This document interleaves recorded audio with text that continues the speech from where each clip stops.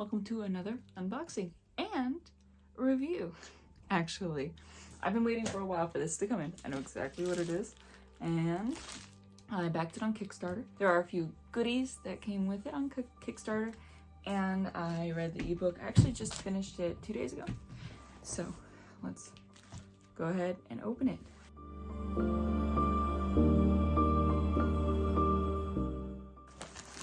I will get my scissors.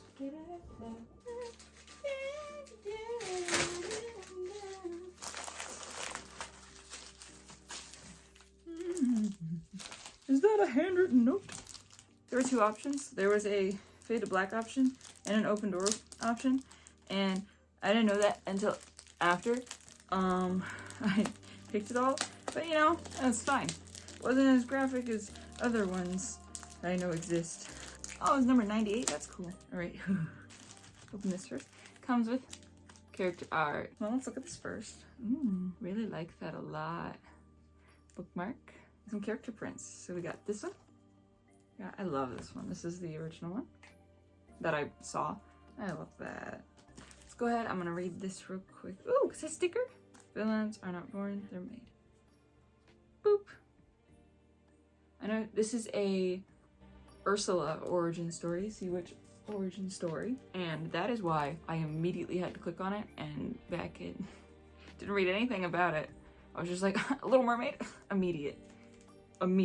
What do you guys think of the new movie, by the way? Oh, thank you card. It says, thank you so much for backing my Kickstarter for Curse of the Nautilus. It has been such an amazing experience. I learned a lot during this project, and I hope to improve in the ones to come. I am so grateful for your support, and I hope you enjoy the novel. And I did. Let me open it up, and then I will talk about it. It's so well packaged, I can't open it. I love the formatting. I love book smell. All right, so The Curse of the Nautilus by Ralynn, Kimie, a Sea Witch origin story. This is spine, and this is the back. Pages. That's cool. I was excited for the other art, but I think, if I remember correctly, the original artist for the cover art backed out. She had to do something different. If I remember correctly, that art was an artwork, but whatever. Anyway, let me go ahead and read the back for you. A modernized Hawaiian mythology-inspired fairy tale of a sea nymph and the prince of the Atlantic. There was once a sea witch with powers that rivaled Poseidon himself. When she challenged him for his throne, he killed her, and her magic was locked away in a Nautilus shell lost in the dark ocean depths. Sought after by many, none had the power to wield it until now. Villains are not born, they're made. Anela is a 26-year-old sea nymph in Hawaii. Still nursing a broken heart from a former flame, she keeps others at an arm's length away so no one can hurt her again. Her life is turned upside down when her mother brings home a man brought to the Hawaiian Islands by a raging storm. Sorry, it's fun to say like that. It's correct as well, but it's fun to say. Whose presence in the Pacific angers the shark gods, but pleases her younger sister, Malia. Hi'iaka, her mother, insists on protecting them from them, and Anela is determined to find out why. Triton is a 28-year-old prince of the Atlantic Ocean. Charming and handsome, yet arrogant and self-serving, he only really has one goal on his mind: get back home by any means necessary. When his plan goes south and someone is severely hurt, he reconsiders that he may be stuck as a land dweller forever. Forced to be in the company of beings he hates most, he has to stop playing life like a game before someone gets killed. Watch his tale unravel when the daughter of a Hawaiian goddess meets the son of a Greek god.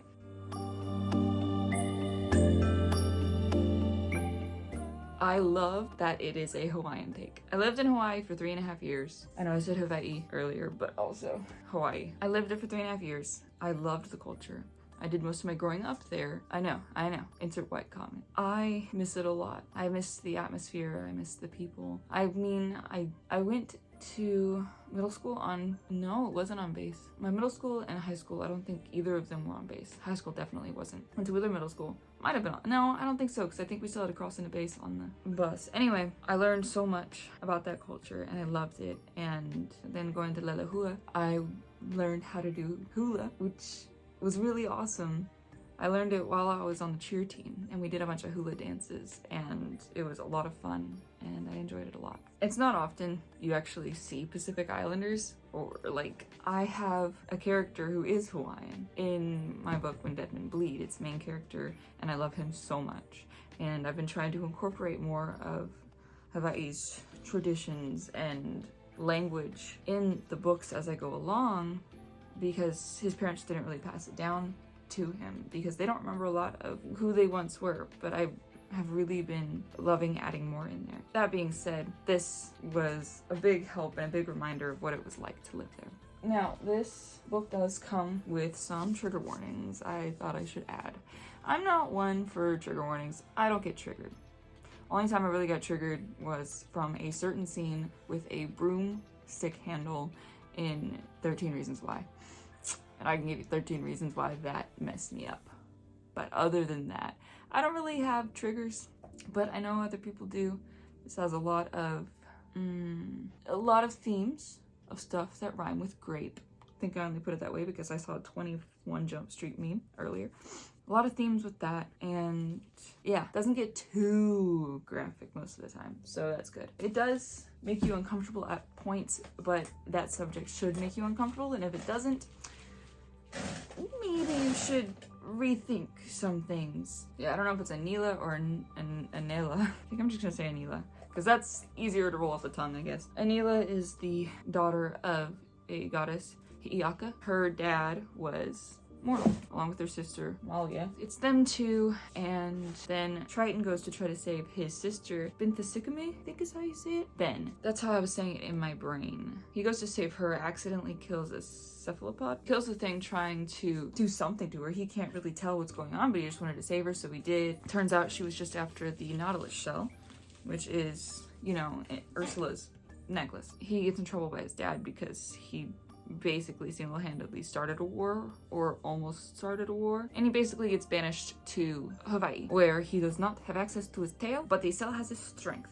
It's cool watching him learn the customs of humans in general. It was great watching him grow and change and be like, oh, and have an actual character arc. That was great. I loved watching that. He went from a hubris, haughty siren to a guy worth loving. Anela, she hates him from the moment it begins. Sirens see humans as playthings and food. Humans see sirens as dangerous and toxic. Not toxic, but dangerous and manipulative. So, good beginnings with them. Yeah, so they butt heads. Triton does hit on his sister. Triton does hit on her sister. Sorry, let me clarify that. But that's because he's a siren and he's like, interesting. I did like the little banter between Anela and Triton. That was really cool to watch. The enemies to lovers I really enjoyed, and I thought the ending was powerful and great. I actually, after I posted my review, I don't like reading reviews before I post my review because then it influences my review. So I was looking at other reviews and I was kind of skimming the great ones. They were kind of the same as me. And then there were a few like really bad reviews and I was like, And so I just scanned through those. People were upset that Poseidon didn't seem as godly as whatever. And you know what? I don't care. He pushed his power on others in ways that is not appropriate nor good. And, you know, if you think about it, I don't know. In my head, the Greek gods or the pantheons that these whatevers, gods, not God, but gods, like Greek gods, Roman gods. In my head, they are human, because they are flawed, with extremely supernatural abilities and can do whatever the crud they please because of that. And it's kind of how I put them into my own world in Dead Men. That being said, Poseidon is flawed, and if it's someone with that much power, if they believe they have someone under their thumb and they believe that they are powerless and they love seeing that person powerless, they're gonna do everything in their power to make that other person powerless, and they are not going to, they won't keep their guards up if they feel like that person is too weak to defeat them. Therefore, I think he is just fine. People said they hated the characters. I loved them, actually. Triton, it was like, oh my gosh. But he was super interesting from the get-go, and I was like, seeing his thought process was just super interesting to me. Anela, it was cool watching her struggle over this past relationship and watching how it kind of wove in with this new one that's kind of budding, and it was great. The sense of community in this story I really enjoyed as well, like with the friends or with even the shark boys. I also, there was one part with the shark boys that I was like, would they really do that? Because they know her and they kind of grew up with her. Like, it was just, I understand it was just to fuel the fire, but that was like the only part that I was like, but would they though? Also, I do enjoy that she would stick up for her sister and try to she would take on all of the burden, all of the bad to spare her sister, which is admirable. But at some point, girl, you gotta get a Glock and just go pew pew. No, but I don't know. But I did enjoy finally seeing her stand up for herself. And it was done, I think, in a great way. Of course, I didn't enjoy the uncomfortable parts. I think there's about two parts or three with the same person that I was like, ooh. But like I said, if you aren't uncomfortable during those parts, you might need to check your brain. I really enjoyed this book. I did give it 5 stars, even though there were parts that made me uncomfortable or parts I didn't really want to read, which is just like the little bit of spice. It's not as spicy as you would think it is, but it's just a little bit of spice. But I enjoyed it. It kept me entertained and took me a little longer than I wanted it to read, but that's because I was busy with stuff. I feel like I say that all the time, but it's also true. One other thing I don't really understand is, I noticed this in the ebook version too, is not all the chapters are like numbered. Like, it's just, sometimes it's just their name, and then you'll see like the number 18. I don't understand that. I do like the little arts though in the corners. I just see that 18. It is dual point of view, but it also has some third person point of view, which I thought was an interesting choice, but it flowed well. All in all, I did enjoy it. There might be a second book coming out, I don't know when, and I think she was talking about making more villain origin stories, so I would definitely pick up more of her stuff. This is definitely one of those things that would be probably an auto buy if she comes out with another book, and I really enjoy it. I think she has a few other books that I was looking at and I was like, ooh, I could get those and read them, but this is a potential auto buy for me just because I do enjoy her voice and I guess what she has to say. All in all, I enjoyed this book. Go check it out. I'll leave a link in the description, and let me show you the artwork one more time because it's pretty.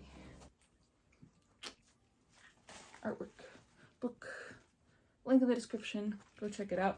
Thank you for watching. I will see you in the next one.